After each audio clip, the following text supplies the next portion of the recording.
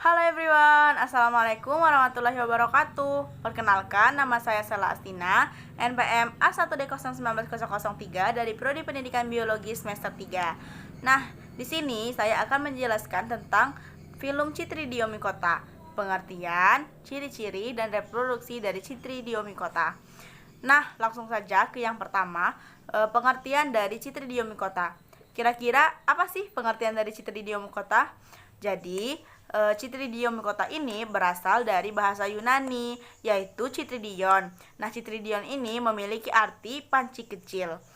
Nah, mengapa dinamakan panci kecil? Ada yang tahu nggak? Jadi, dinamakan panci kecil karena menggambarkan struktur jamur yang belum mengandung spora. Nah, kalian tahu nggak sih teman-teman, sebagian besar Chytridiomycota ini hidup di air atau biasa disebut dengan organisme akuatik. Beberapa di antaranya adalah saproba, hidup sebagai parasit pada protista dan tumbuhan, dan invertebrata akuatik. Nah, sudah tahu kan pengertian dari Chytridiomycota? Sekarang kita lanjut ke yang kedua, yaitu ciri-ciri dari filum Chytridiomycota. Nah, ada berapa sih ciri-ciri dari Chytridiomycota ini? Jadi, ciri-ciri umum dari Chytridiomycota ini ada 6. Nah, yang pertama itu hifanya sederhana atau unicellular primitif. Yang kedua, zoospora memiliki satu flagel di bagian posterior. Yang ketiga, reproduksi aseksual dengan zoospora. Yang keempat, talus dengan tipe hifasenosit berbentuk globus atau oval. Yang kelima, komponen dinding sel utama adalah kitin dan glukan. Dan yang terakhir, umumnya hidup sebagai saprofit pada air dan tanah.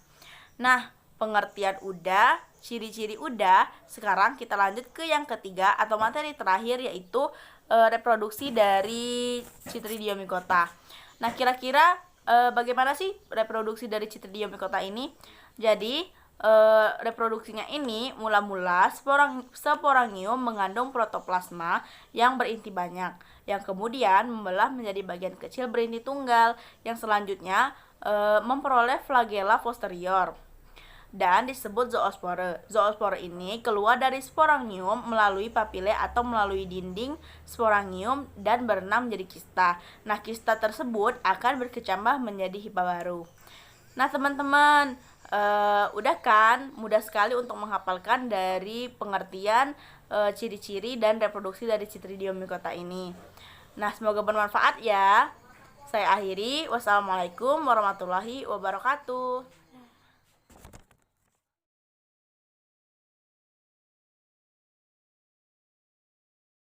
Klasifikasi Chytridiomycota yang pertama adalah ordo Chytridiales, yaitu memiliki ciri-ciri yang pertama berpenghuni di air dan di tanah, yang kedua adalah halokarpik, dan yang ketiga memiliki benang-benang hifa yang bercabang.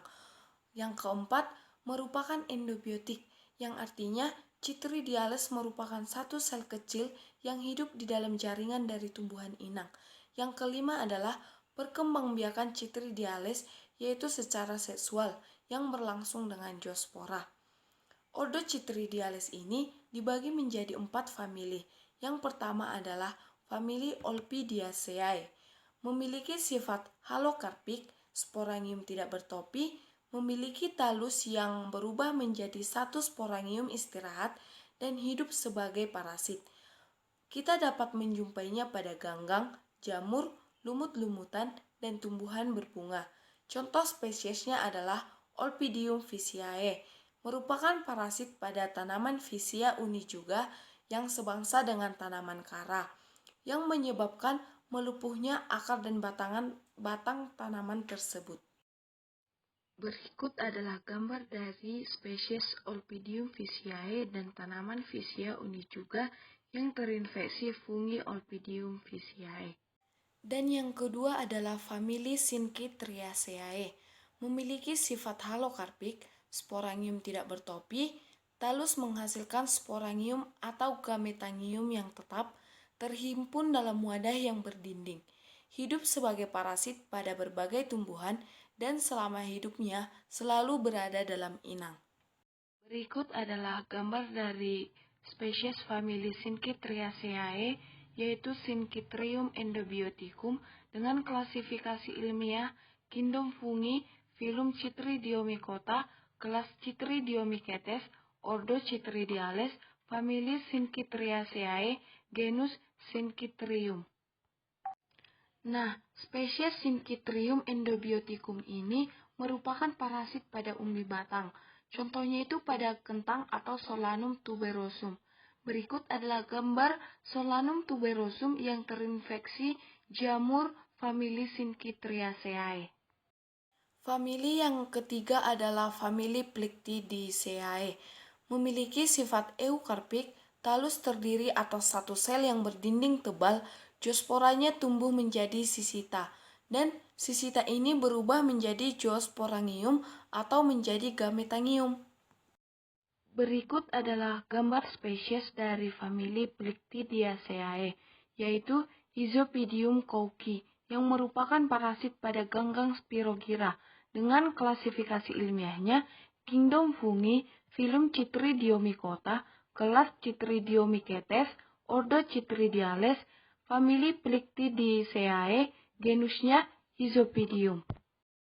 Yang keempat adalah famili Megachytriaceae. Famili ini memiliki sifat yang eukarpik, talusnya itu berupa hifa yang bercabang-cabang, sporangium itu terbentuk pada ujung hifa yang bertudung, dan zoosporanya memiliki flagel dan hidup di air dengan saproba pada bahan organik. Demikian presentasi dari saya ucapkan terima kasih.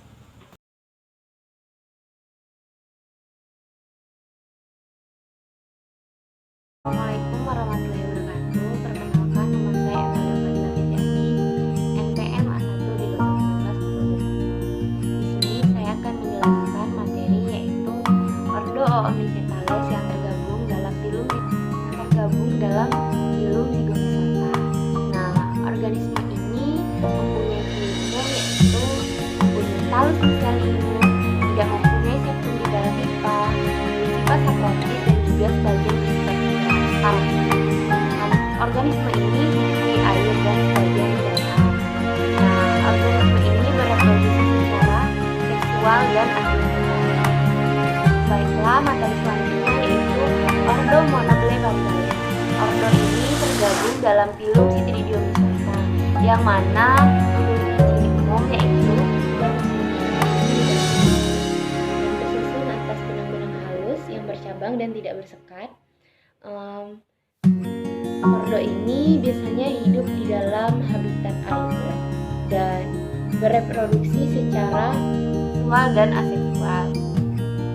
Baiklah, terima kasih.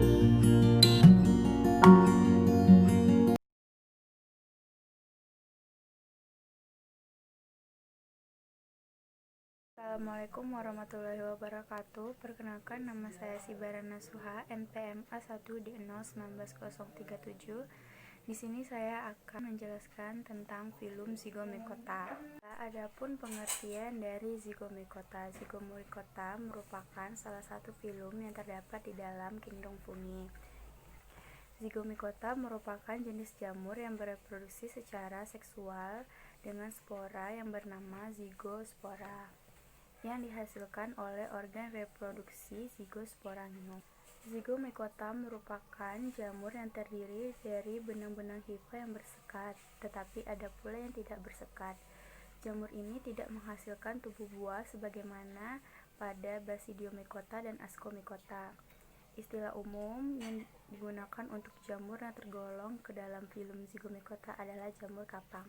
Adapun ciri-ciri Zygomycota antara lain dinding selnya tersusun dari kitin, hidup sebagai saprofit, hidup di tempat lembab, miseliumnya bercabang banyak dan hifa tidak bersekat sehingga terlihat seperti pipa atau bulu, tersusun dari sel multiseluler, memiliki hifa bercabang, spora seksualnya dengan zygospora dan spora aseksualnya dengan sporangium. Adapun bentuk struktur tubuh jamur Zygomycota ini terdiri dari sporangium dan 3 jenis hifa. Sporangium itu adalah bagian tubuh Zygomycota yang berperan dalam perkembangbiakan secara aseksual yang dilakukan oleh spora. Ketiga hifa yang terdapat pada Zygomycota antara lain hifa stolon, hifa rhizoid, dan hifa sporagiospor. Pada zigospora terjadi dua proses reproduksi, yaitu reproduksi seksual dan reproduksi aseksual.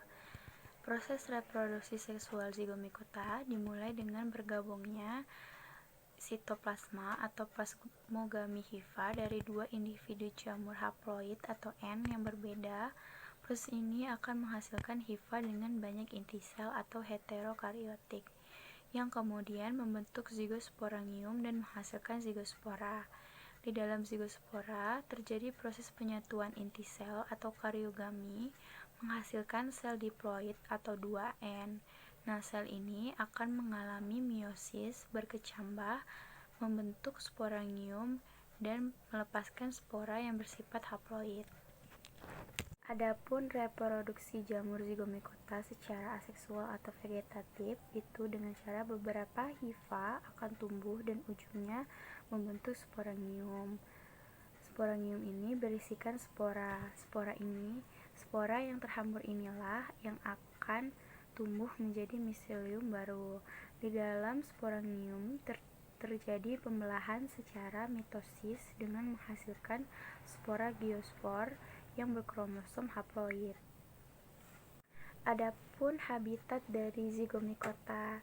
Zigomikota sebagian besar merupakan jamur terestrial yang hidup sebagai saprofit di tanah, makanan, atau pada sisa-sisa tumbuhan dan hewan.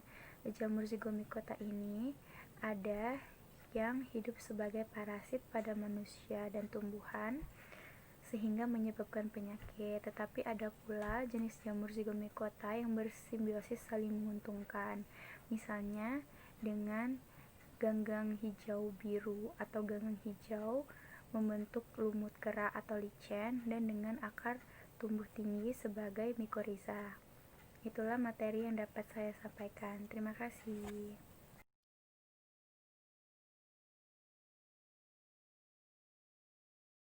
Saya Rusafa Amalia, saya akan menjelaskan tentang klasifikasi zigomikota. Pada zigomikota memiliki dua ordo, yaitu Mochorocotina dan Zupagomycotina. Pada bagian Mochorocotina ini memiliki 3 bagian ordo, 61 genera dan banyak macam spesiesnya. 3 bagian ordo tersebut adalah Endonogales, Mucorales, dan Mortierales. Pada bagian Zupagomycotina ini memiliki 1 ordo, namun memiliki 5 famili. Nama ordo tersebut ialah Zupagales atau bisa disebut dengan Zupagoles. Selanjutnya saya akan menjelaskan tentang ordo Mochorocotina. Ini terdapat 3 ordo, yaitu Endogales, Mucorales, dan Mortierales. Nah, pada Endogales ini memiliki 1 famili yang bernama Endoganaceae dan memiliki 1 genus, yaitu Endogane, yang jenisnya yaitu Endogane vesicomis. Yang kedua yaitu Mucorales, memiliki 1 famili yaitu Mucoraceae yang ditemukan oleh Domitier. Kemudian famili yang disebut dengan Mucoraceae dan genus yang dinamakan Mucor. Banyak sekali spesiesnya yaitu Mucorlavus, Mucor piriformis, Mucor plamyticus, dan Mucor racemosus. Bisa kita lihat contohnya di sini. Kemudian adalah Muterales, memiliki 1 bagian famili Muteralaceae dengan genus yang bernama Muterella dan memiliki 7 genera. Contoh genusnya yaitu Muterella melepasapala dan Muterella walpi. Bisa kita lihat contohnya pada gambar di sini. Terakhir saya akan menjelaskan tentang ordo Zupagomycotina, yaitu adalah subfilum yang memiliki 1 ordo namun memiliki 5 famili. Nah, pada ordo Zooplacotina ini memiliki nama Zooplacotes. Nah, kita bisa lihat diagram ini ada terdapat 5 famili dari ordo Zooplacotina. Nah, pada ordo ini terdapat Zooplacaceae yang memiliki genus Zoophaga. Terus Elidaceae memiliki genus Helosacephalum. Yang ketiga adalah Zulamaceae memiliki genus Choclanema. Yang keempat adalah Mutaceae ini memiliki tiga genus, yaitu Rhizaceae, Pulacipalis, dan Sipcepalis. Yang terakhir adalah Sigmonamecidaceae yang memiliki genus Sumalocimyces. Baiklah teman-teman, bisa lihat ini contoh-contohnya, contoh-contoh dari spesies dari setiap famili atau genus jenisnya. Baiklah, itu presentasi dari saya. Terima kasih, sampai jumpa. Catch my vibe, let me go off, blam the trash, man it's so tough. Alright, yo, put the belly on the body.